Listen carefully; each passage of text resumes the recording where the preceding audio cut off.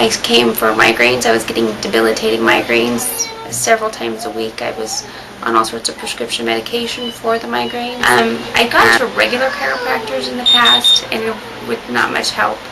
And then I've just been managing it with different kinds of medication, just trying different prescriptions, and none of them really seem to fix the problem. They just kind of treat it and go to bed and sleep through it, and then that's it. After my visits, I'm down to maybe one a month, and if so, they're very manageable with my medication.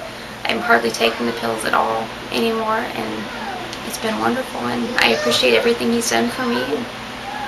I recommend it to everyone I talk to. Cool.